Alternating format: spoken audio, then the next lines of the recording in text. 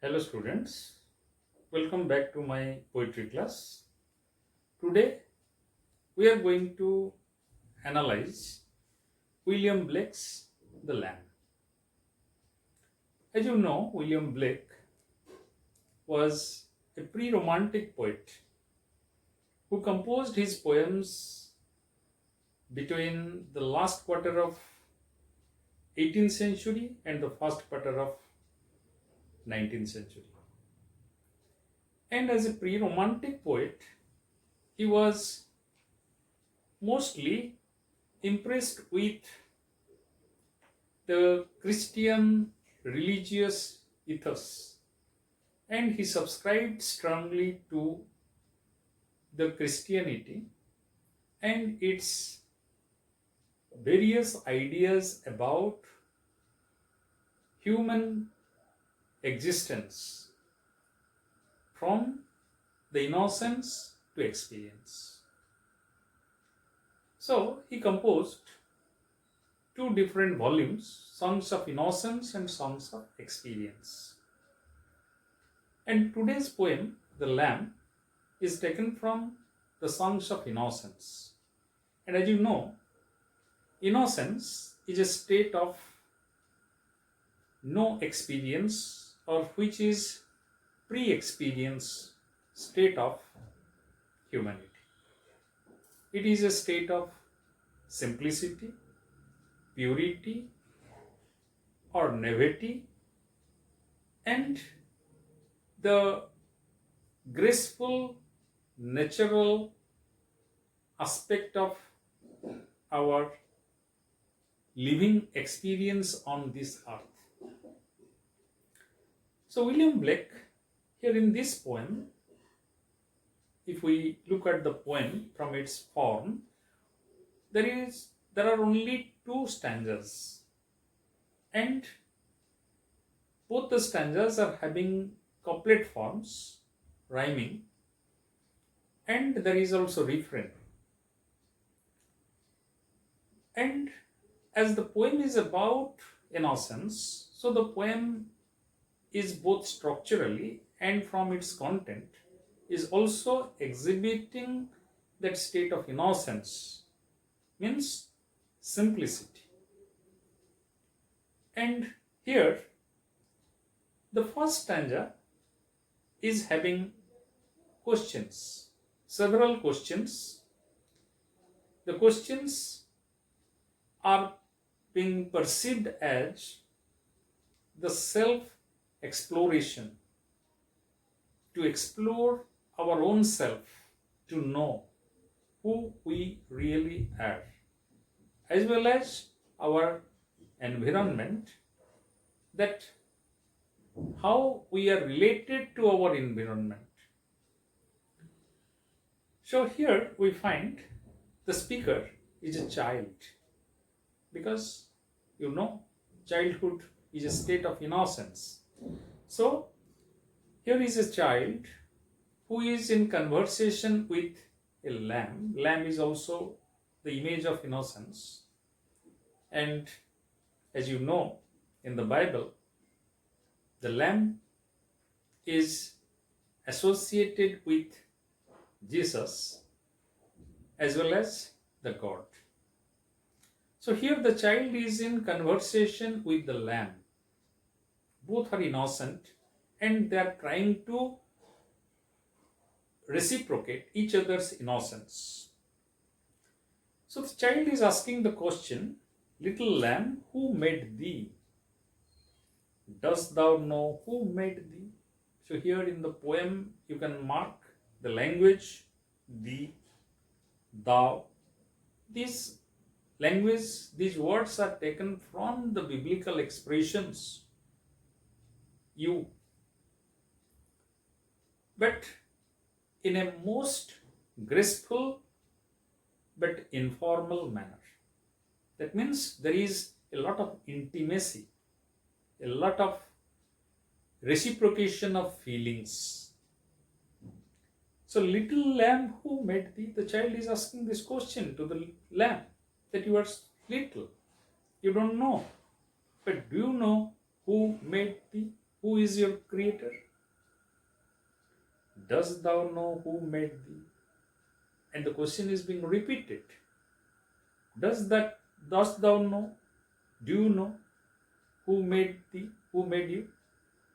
That means the child is exhibiting its curiosity, as well as the child is also bringing out a reciprocal feeling, emotion, wants to share with the lamb.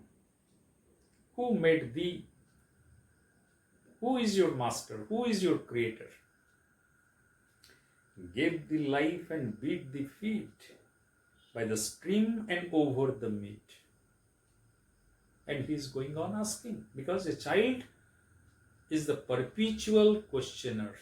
The child asks the question. For the child, through the question, the child is trying to appreciate, to know all about its own being as well as the surrounding.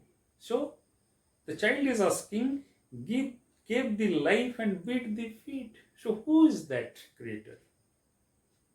Who not only created you, he gave you the feed, the food. He had shown you which are the food to you, by which you can sustain yourself. And he gave you life, he gave you food by the stream and over the mead.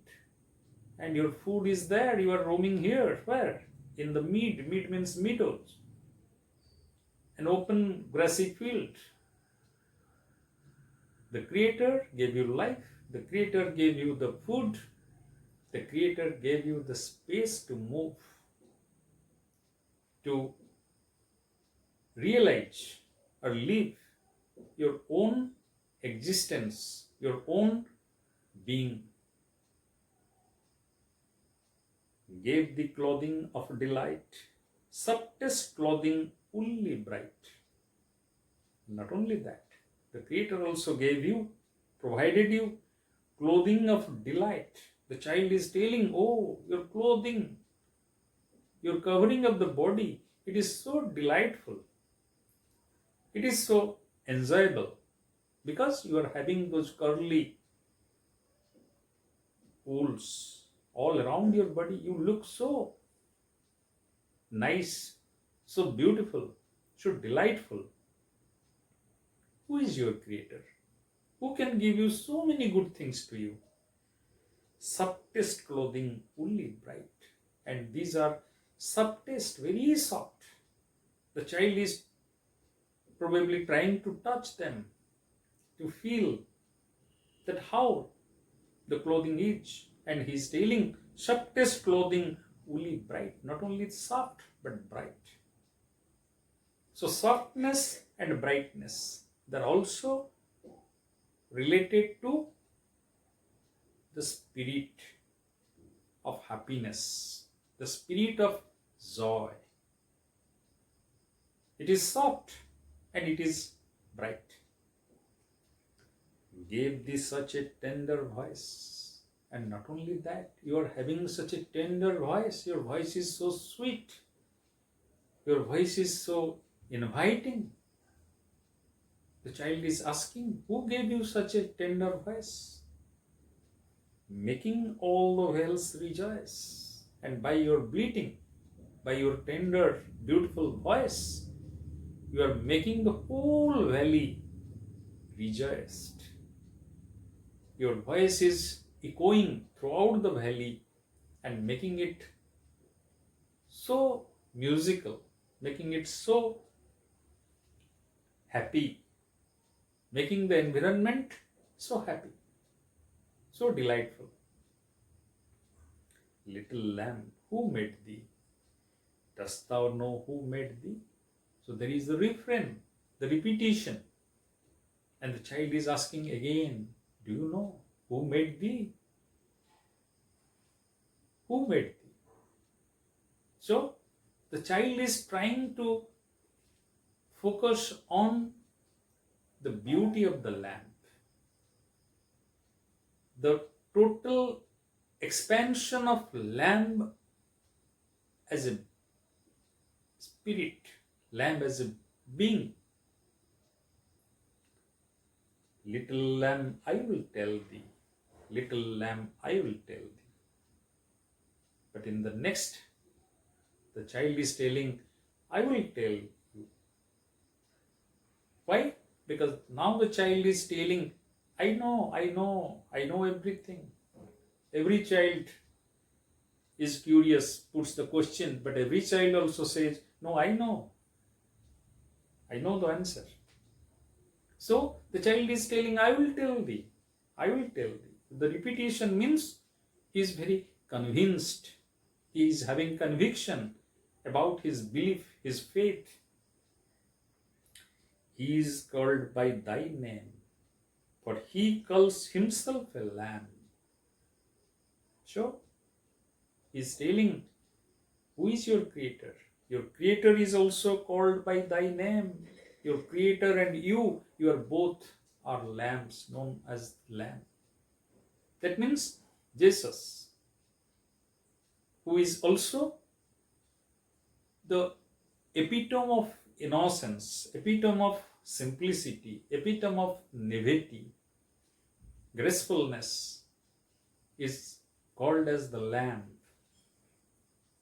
in the Bible. He is both the shepherd and the lamb. So here he is telling, he calls himself a lamb. The God is your creator, who is also a lamb. He is meek and he is mild. The creator is meek and mild. So this is the God before the conflict with Satan, before the experience. So this God is not having destructiveness. This God is not having violence. This God is not having the experience. This God is innocence, who is simply creating out of his innocence, out of his enthusiasm, out of his eagerness. He is filling the whole space by different creatures. So he is telling, he is meek and he is mild. He is also very meek and mild like you. Why? Because Bible says God has created everything in his own visage. So how the God is, God has created the creatures in his own reflection. So God is God is meek and mild. Therefore, you are also meek and mild. So you are the image of the God. He became a little child. And God is also a little child. He is as innocent, as enthusiastic as you. He is also exploring the whole space as you are exploring the whole meadows to know. So he is also exploring the whole space and creating different creatures, different objects in this cosmos. I a child and thou a lamb. But then the child is trying to affiliate himself with the lamb and the God. In the first argument, he said, God created you in his own visage. God is also known as a lamb. God is also meek and mild. So you and God, you are one. You are inseparable. But in the next, he is telling, I a child and thou a lamb. I am also a child. God is also a child. So I am a child and you are a lamb. So there is a relationship between the God, our creator, who is common, who created you and me, because God created me in the visage of his childhood. So I am a child. God has created you in the visage of his being a lamb. So you are a lamb. So you, me and God, we are inseparable. And you and me, we are the creatures, the created beings of that creator. We are called by his name. Therefore, we are called by his name. You are called lamb, I am called child. We are the different manifestations of the same God. Little lamb, God bless thee. Little lamb, God bless thee. The child is telling, so God will bless you. God will bless you.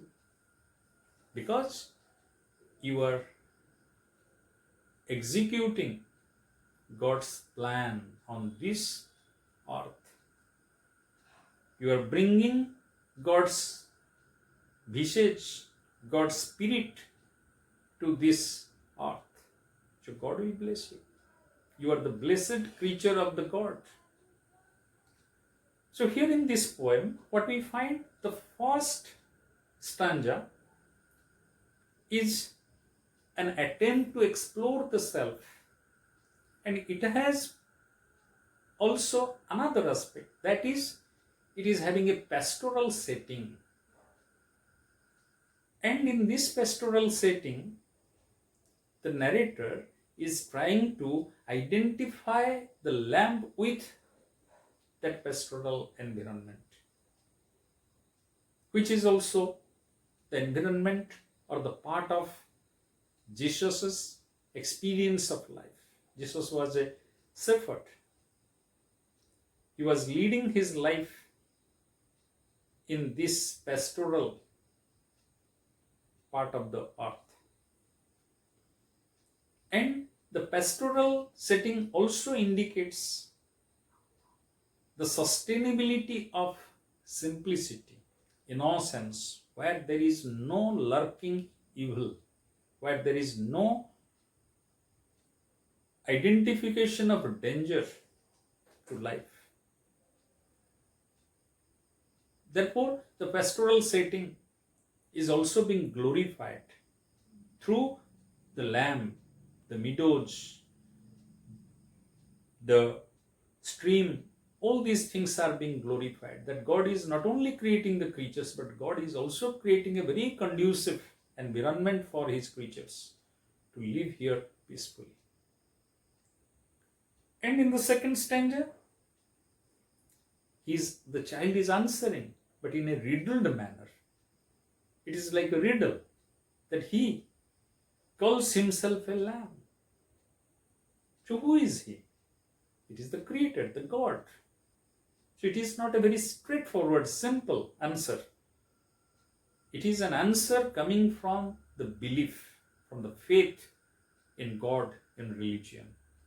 So in the second stanza, the poet Blake is establishing his strong belief in Christianity and its values. That is simple faith. If we have simple faith, then the whole world, the whole earth, the whole cosmos belongs to us. We are no strangers. Nothing can terrify us. But if we don't believe, then it will be a place of terrible existence. It will be a place of discord. It will be a place of threat. Therefore, the poem strongly establishes one of the basic tenets of Romanticism, that is belief. Belief in innocence, belief in nature, belief in the Creator. So this is the poem. From this poem, questions can be asked like, who is the narrator and how the narrator is able to justify his faith in God or the Creator. Or the question can be asked, who is this lamb and what the lamb symbolizes? Or question can be asked, analyze this poem as a religious poem. So that can be so many questions and also objective questions. I hope you will be able to answer all these. Thank you.